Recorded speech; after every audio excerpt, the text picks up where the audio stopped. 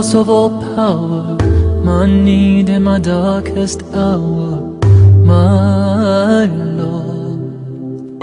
Your light and love, all I see, nothing more I'd ever wanna need, my Lord. Protect me from dishonor, grant me faith to be stronger, my جلالي والإكرام سيد الأكوان هو المنان. Wiping the face after dua. Wiping the face after dua. There's no sahih hadith that the Prophet ﷺ would wipe his face after making dua. Now it's a very common practice among the Muslims that they must raise their hand after the obligatory salah or even the voluntary. And keep in mind that there's no authentic narration, not about the farida or the nafila, that ever the Prophet ﷺ raised his hands and made dua. The sunnah is that you make dua without raising the hands. But raising the hands is an innovation in of itself. Then to add to that, to wipe your face with it, or some people, you know, they rub first or they blow, all this is not from the sunnah. Adi. This is another Sufi-based bid'ah, which has no basis in the sunnah. You are the source of all mercy, infinite light for all to see, my Lord. Some claim to represent you, everything they do is so far away from you, my Lord. Help us to know you better, help us love one another, my Lord.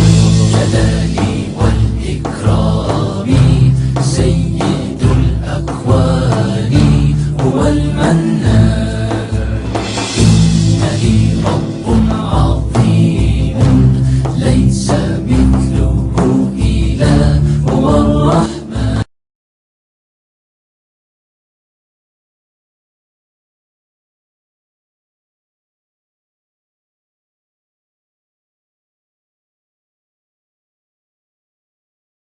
If someone is in wudu and touches the Quran, it is preferable, it is mustahab, it's not a fard.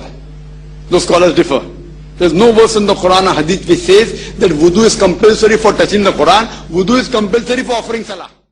بسم الله الرحمن الرحيم لا يمسه إلا المطهرون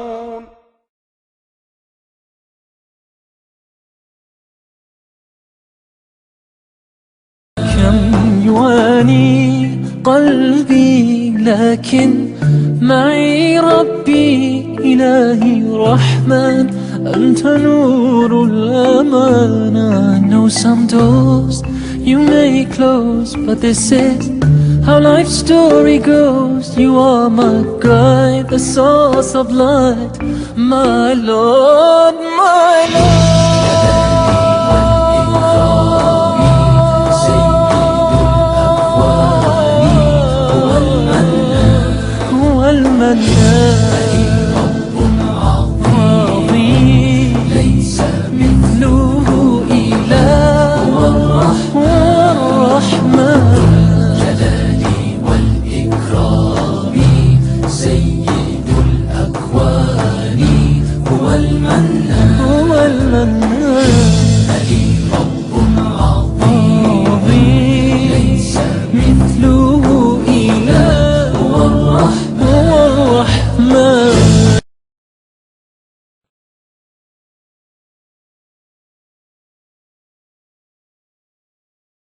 Treatment from Quran and Sunnah at that. As far as Ta'weez is concerned, there is no verse in the Quran or Hadith talking about Ta'weez.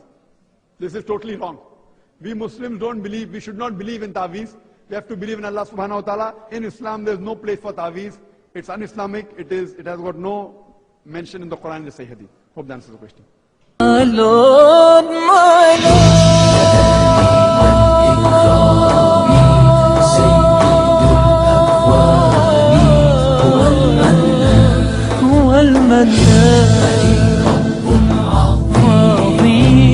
ليس مثله إله هو الرحمن.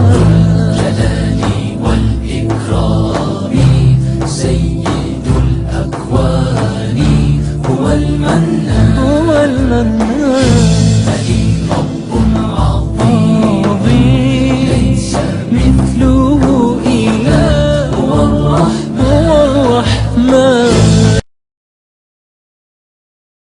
शिर्क है या नहीं, मैं इसके बारे में बयान कर चुका हूं कि मेरे नजदीक तावीज, अब गंडा किस बला का नाम है मैं नहीं जानता, मैं जो बात कर रहा हूं वो सिर्फ तावीज की कर रहा हूं। तावीज शिर्क नहीं है असलन, अगर उसमें कोई चीज शिरकिया इस्तेमाल न हुई, कोई सूरह इखलास लिखकर अगर यहां पर बांध लेता है, उसमें शिर्क की कौन सी बात हो।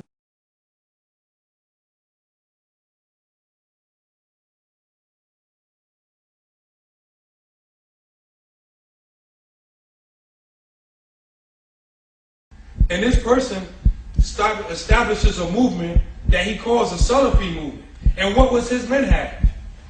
The Muslims have gone astray because they following methods and all kind of stuff. We need to forget all that stuff and we need to go back to the Quran and Sunnah. But see, check how these guys think with the intellect. Because if you take away the method, you take away the chain.